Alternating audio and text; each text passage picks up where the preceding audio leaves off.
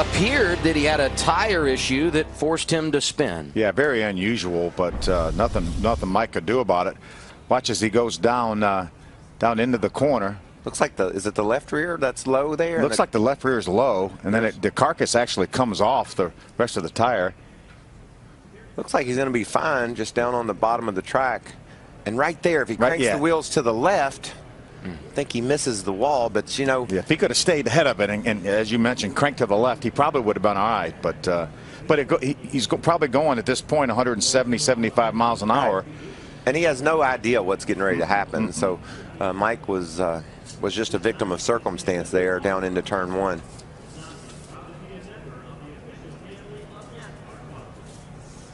Right about here, if he says, okay, now if I just crank this baby to the left real hard, you can see the tire still pointed to the right. So Derek White was next in line. He was going to roll off the pit lane. And right here, they're trying to slow him down and didn't get him in time. And he has since pulled back around. And I would assume now they'll give him an opportunity to cool that thing down before he has to go out and make his qualifying. Yeah, I would think so. And again, he should have just stopped right there. They had radio communication with him.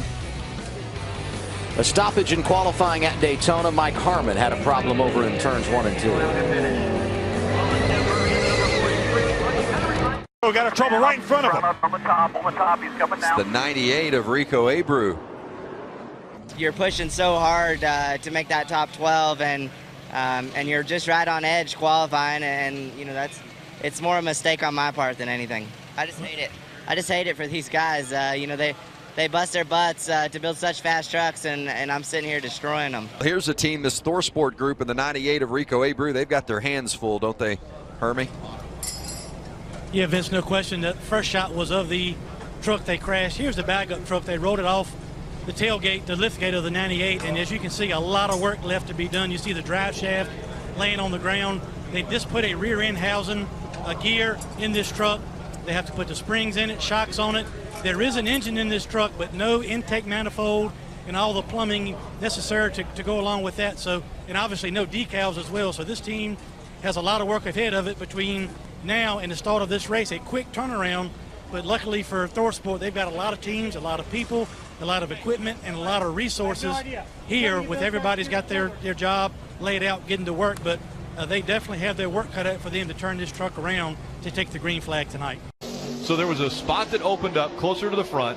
The two pulled in there, and like he was parking to get ready to go to lunch. Wheel and around goes the 17 and into the wall. You could hear the wheel hop, couldn't you? Down one coming.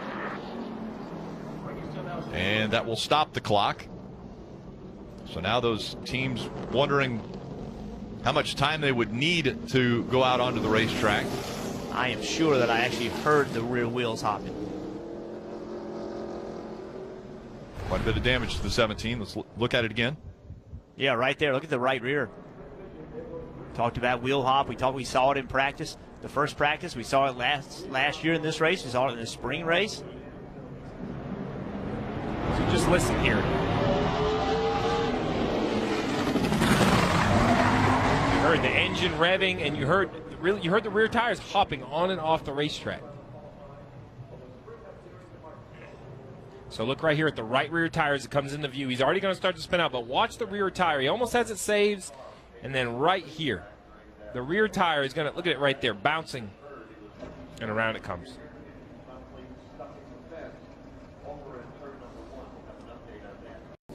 Left front as well as that rear. You can see the rear kicked over.